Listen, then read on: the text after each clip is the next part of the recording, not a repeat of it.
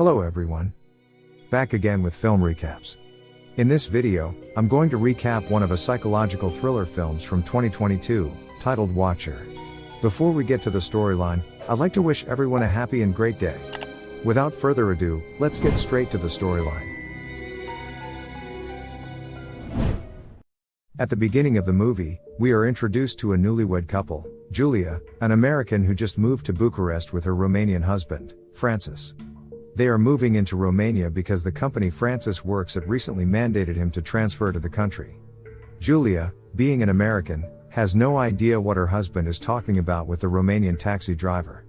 The taxi then drops them off at their new apartment, and from the get-go, we already see a strange person staring at Julia from a window, but she remains unfazed for now.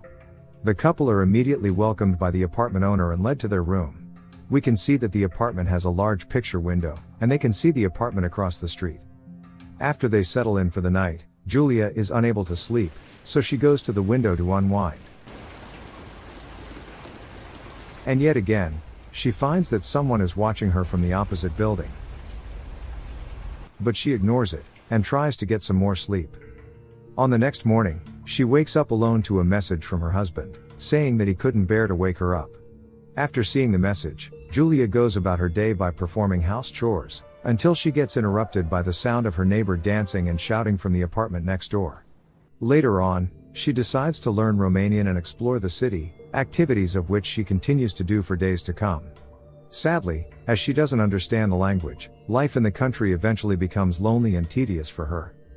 One day, she finds herself staring out the window again, and to her surprise, discovers the same guy as last time watching her from the building across from her. However, she doesn't tell Francis about it when he comes home that night, and they proceed to have a pleasant evening out together. On their walk home, they suddenly stumble upon an ambulance and several police officers standing around what looks like a crime scene, with a man curling up inside an ambulance. Francis asks what happened to one of the ladies, but she has no idea and it seems like something really bad has happened. Later on, after watching the news on TV, they discover that a woman's dead body was found in a house near their apartment, which explains the crime scene they saw that night. Plus, the guy in the ambulance was the one who found the body. The notion that there might be a killer in the area rattles Julia, and prompts her to finally tell Francis about the guy who has been watching her from across the building. Francis, however, simply brushes it off, mentioning that she is getting paranoid, and asks her to prepare dinner for tonight because his colleagues are coming over.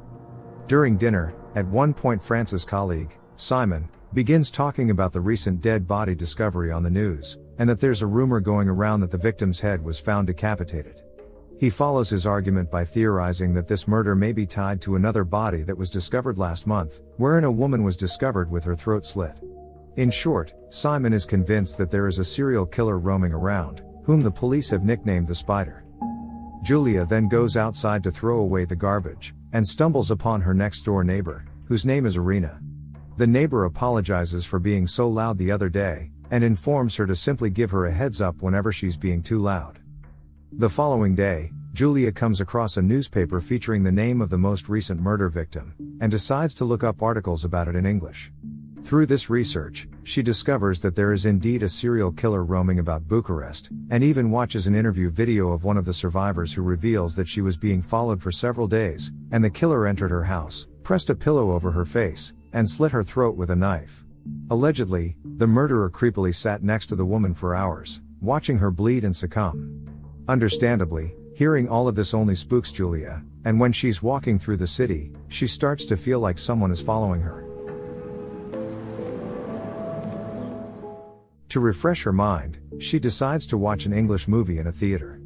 After a while, a guy enters the theater, and decides to sit just behind her, despite there being plenty of other seats around. She turns to look at him but she isn't able to see his face because she is frightened. To make things worse, the man leans towards her. So she decides to vacate the premises immediately. The place she visits next is the grocery store, where she soon comes to face with a suspicious man once more. Scared, she accidentally knocks over a pickle jar on her way to the supply room, and briefly sees the guy watching where she goes. Luckily, an angry employee walks up to her, and Julia quickly leaves through the back door. We see how fear has taken over her entire being, to the point that she has trouble going about her day normally. This motivates her to tell Francis about the supermarket encounter, and together the husband and wife decide to revisit the grocery store, and ask to see the CCTV footage from that day. There, see? While watching the footage, Julia takes a picture of the creepy guy. However, Francis is not convinced that Julia was being followed, and considers it to be a misunderstanding. Instead, he says that the man had been staring at her since she was doing the same to him. From that point on, it is obvious that her anxiety has spiked, and Julia spends the entire day in her apartment, out of fear that she will run into the mysterious man again. That night, she is startled by a series of loud banging on her door, which expectedly terrifies her. She slowly opens the door, only to discover that it is an old Romanian lady asking for her help about something, which she fails to understand because she doesn't speak the language. It isn't until Irina the neighbor steps in to translate that Julia finally learns that the old lady's cat is missing, and she's asking for help to find it. Once Irina convinces the lady to go elsewhere, she invites Julia into her apartment for drinks. While the two women get engrossed in a pleasant chat, they suddenly get interrupted by Irina's fiery ex-boyfriend, who is banging on the door and shouting in Romanian. Irina deals with him before returning to Julia's side, and showing her that there's nothing to worry about. To emphasize on this fact, she shows a handgun that her ex-boyfriend gifted her to protect herself. When Julia returns to her apartment later, she decides to confront the man and conclude if he was actually looking at her, or if she is just getting paranoid. She then finds the mysterious man is standing in the window as usual, and this time decides to wave at him. Like a creep, he waves back, which only scares her. She reports this to Francis when he arrives home, and asks him to summon a police officer. Julia is sure that the man is the same one who followed her the other day. The policeman and Francis, who are not quite convinced with Julia's complaint, agree to look into this by going to the apartment building next door, and pay the guy a visit. However, Francis returns empty-handed, as the police insists that the guy hasn't broken any laws, and therefore, there is nothing they can do about it. The husband also tells Julia that even if he is the same person, it's not crazy to think that he'd be shopping at the same shop, and Julia is being unreasonably paranoid. Seeing how lax Francis is acting infuriates Julia, and the couple end up in argument, with Julia feeling anxious, alone and unsafe in this foreign country. On the next day, Julia stumbles upon the creepy guy in town, and decides to follow him, which leads her straight to an underground strip club, where the guy apparently works as a cleaner. To her surprise, she also discovers that Irina works there as one of the performers, and takes a little bit of time to explain what's going on. Irina informs her that the cleaners change daily, and that she's never seen the guy before. Before leaving to work, she also promises to look after Julia. That night, when Julia is about to go to sleep, the strange man ambushing her in her own home. Fortunately, it's just a nightmare. She ends up getting woken up by a scream coming from Irina's apartment. Hi, Irina. Convinced that her friend is in trouble, Julia panics and asks for help from the landlady to open the door.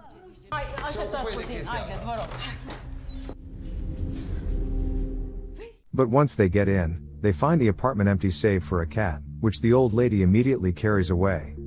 Everyone believes it was the cat who made the noise. After that incident, we see the landlady complaining to Francis about Julia's erratic behavior.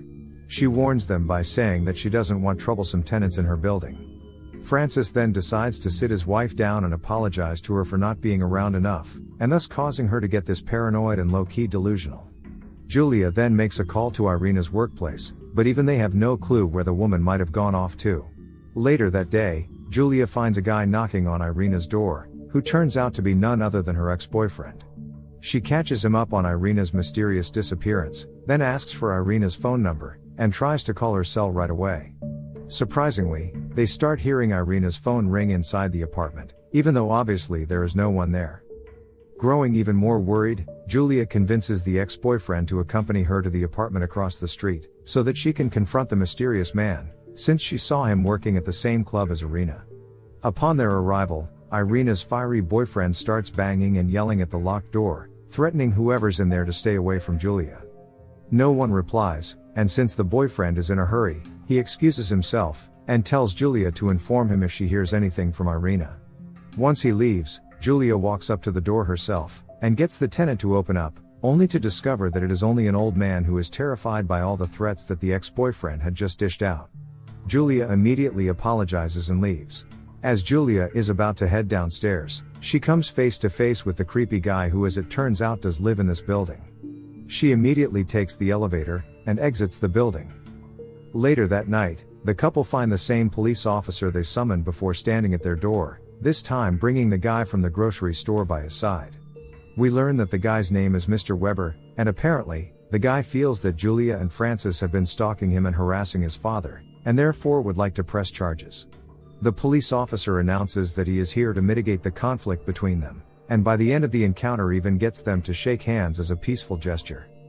After the visit from Mr. Weber, Francis walks up to Julia, bearing the good news that the serial killer has finally been arrested.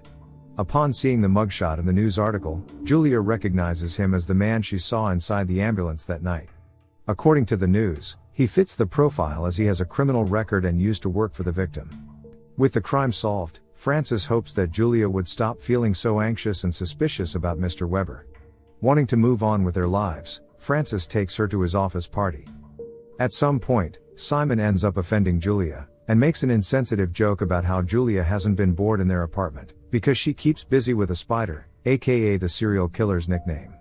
Julia somehow understands that the group is making fun of her in Romanian. As a result, she stomps away from the premises despite Francis' effort to run after her. It's at this point that the husband says he is sick of her paranoia and fear fantasies, and that he can no longer stand them. Julia ends up taking the train home, and is surprised to see Mr. Weber sitting in the distance. But all of the sudden, the train comes to an abrupt halt, and Mr. Weber sits opposite her, which understandably scares her. He then casually reveals why he stares at her all night. Mr. Weber says that his life has become boring, due to his daily routine of caring for his sick father and working as a cleaner.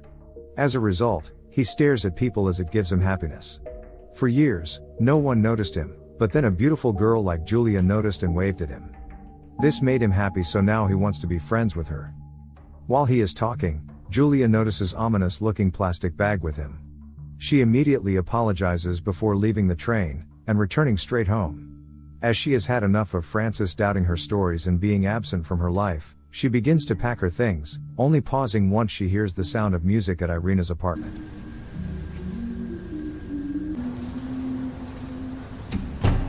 She goes next door and finds Irina's door unlocked. But to her horror, she immediately discovers Irina's decapitated body inside, before she suddenly gets ambushed from behind. The next time she wakes up, she sees Weber, confirming Julia's suspicion after all. Weber explains how he killed Irina and hid her body in her closet, when Julia and the landlady came from searching for Irina a few days back. The two are then interrupted by a series of sounds coming from next door, marking Francis' return home. Hearing this, Julia tries to scream for help, but Weber slits her throat to stop her. While bleeding out, she crawls across the floor in an attempt to reach for Irina's gun, but she passes out before she gets to it. As she lies there lifeless, Weber lays next to her until she stops breathing. Meanwhile, back in the other apartment, Francis attempts to call Julia, and ends up hearing Julia's phone ring next door. At the same time, it is revealed that a little girl has been watching what Weber has done from the apartment building across from them, prompting Weber to begin heading outside to possibly murder the little girl as well. However, as Weber exits to the hall, he comes face to face with Francis, who is more than surprised to find him there. And then this happens. A series of bullets knock him dead, shot by none other than Julia, who as it turns out only fainted earlier. The film ends with a shocked Francis coming face to face with his bloody wife, now finally ready to admit that she has been right all along.